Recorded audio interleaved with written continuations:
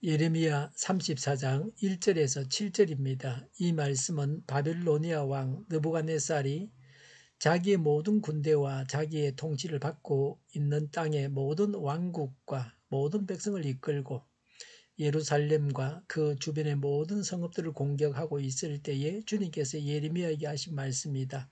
나 주 이스라엘의 하나님이 말한다. 너는 어서 유다 왕 시드기야에게 가서 나의 말을 전하여라. 나주가 말한다. 내가 이 도성을 바빌로니아 왕의 손에 넘겨주어서 그가 이 도성에 불을 지르게 하겠다. 너도 그의 손에서 벗어나지 못하고 꼼짝없이 붙잡혀서 그의 손아귀에 들어갈 것이다. 너는 바빌로니아 왕 앞에 끌려 나가 그의 얼굴을 직접 보게 될 것이며 그는 너에게 항복을 요구할 것이다.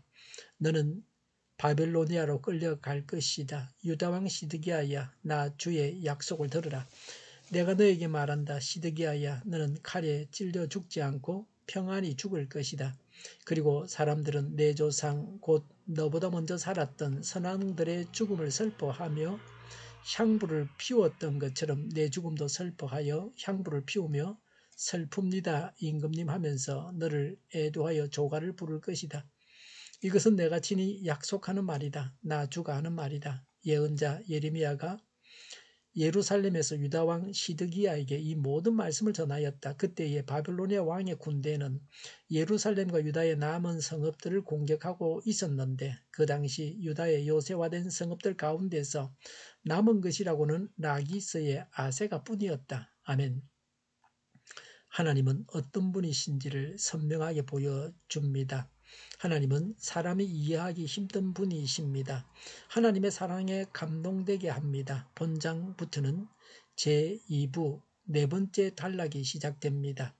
예루살렘 함락 직전에 하나님께서 예레미야를 통해서 예언하셨습니다.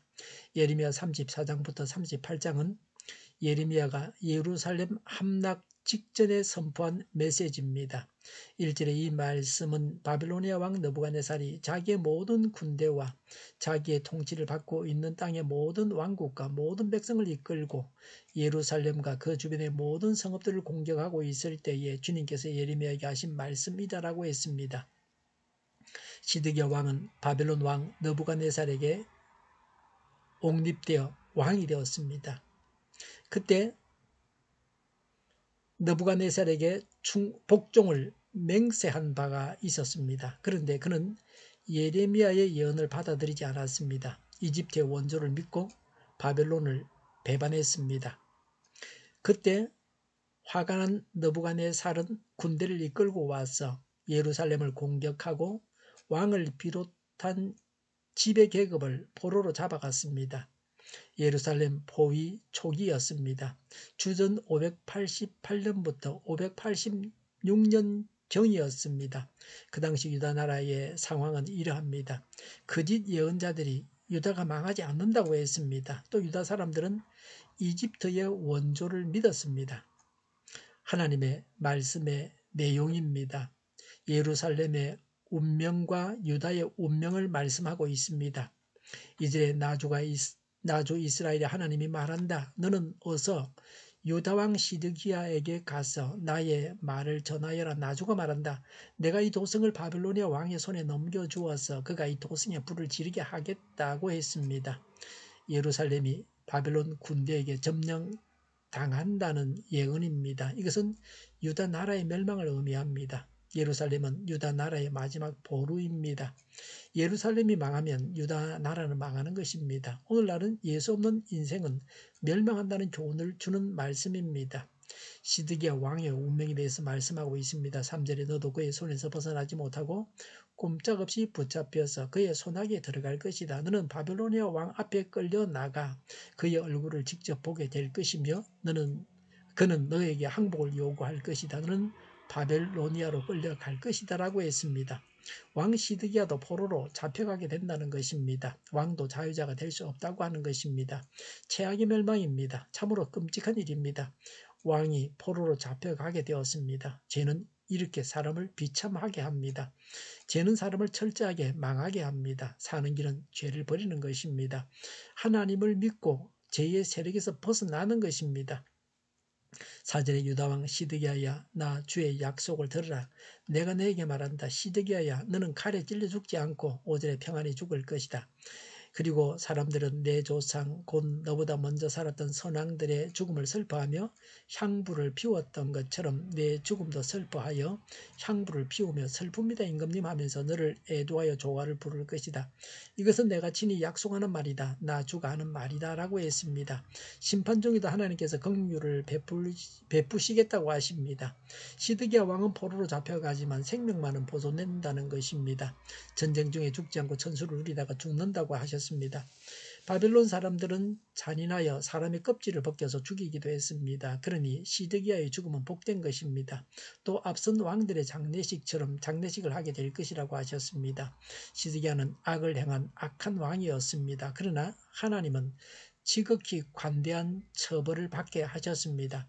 하나님은 우리 인생들을 위해서 항상 가장 좋은 길을 제시하십니다. 제약 가운데 망해가는 자에게도 하나님은 좋은 길로 가라고 사랑으로 건면하십니다.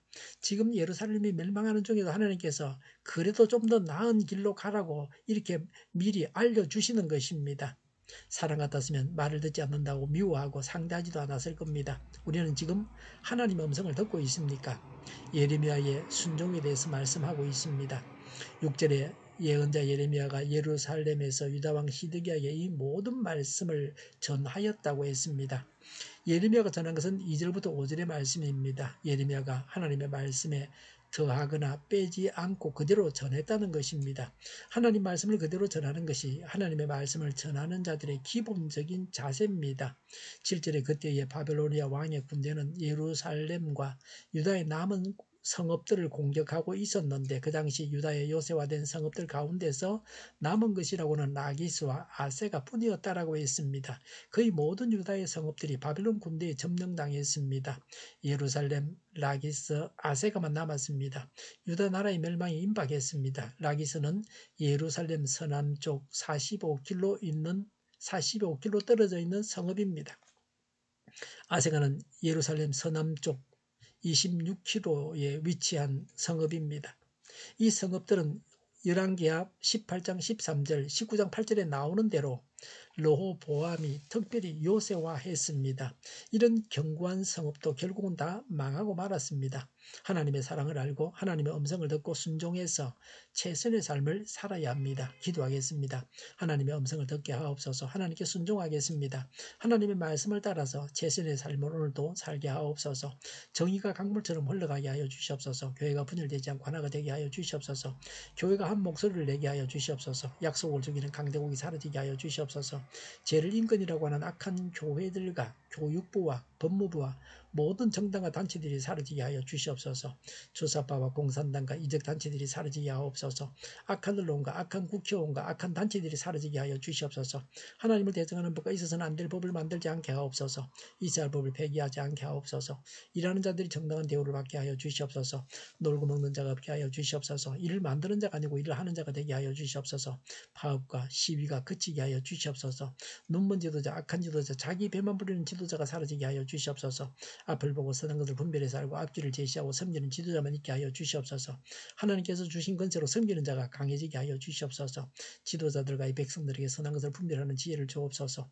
업무 방해가 없게 하시고 업무에 충실하게 하옵소서. 망해야 할 사업들을 망하게 하시고 흥해야 할 사업들은 흥하게 하옵소서. 망해야 할 사업들을 붙들다가 나라가 망하지 않게 하여 주시옵소서. 망할 자가 망하고 흥할 자가 흥하게 하옵소서. 망할 자가 망하지 않아서 나라가 망하지 않게 하여 주시옵소서.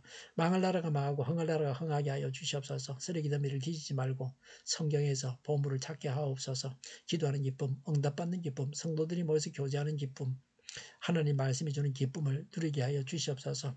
오늘도 드리지는 주일 예배를 주장하셔서 하나님 홀로 영광을 받으시옵소서. 은혜가 충만한 교회 예배 또 감림이 없는 예배가 되게 하여 주시옵소서. 우리 동일교회가 만군운집 하게 하여 주시옵소서. 저희의 간절한 간구에 응답하여 주시옵소서. 예수 이름으로 명하노니 모든 병만은 물러가고 몸의 모든 부분들은 온전하게 될지어다. 신유의 기적을 베푸셔서 지금도 저희의 질병을 고쳐 주시옵소서. 코로나로 신음하는 모든 자들을 고치시고 온전케 하여 주시옵소서. 저희와 교회와 나라의 민족을 불쌍히 여겨 주시옵소서. 모든 악한 것들을 제거하여 주시옵소서. 하나님께서 기뻐하시는 교회와 나라가 되게 하시며 경제가 나아지고 물가 인상과 달러 강세가 끊기게 하시며 포항 기업들의 수요 복구가 빨리 완료되게 하시며 자지배가 인하되고 출산의 기쁨을 누리게 하여 주시옵소서. 가공 음식들이 건강하게 하나 먹을 거리가 되게 하여 주시옵소서. 늘 맑은 공기를 마실 수 있게 하여 주시옵소서. 노조가 적고 청년이 살게 하여 주시옵소서. 청년들에게 앞길이 열려지게 하시며 또 합격의 영광을 누리게 하여 주시옵소서. 오늘도 하나님 안에서 차고 넘치는 삶, 복된 삶을 살게 하여 주시옵소서. 감사와 찬양을 주님께 돌려드리며 예수님의 이름으로 기도하옵나이다. 아멘.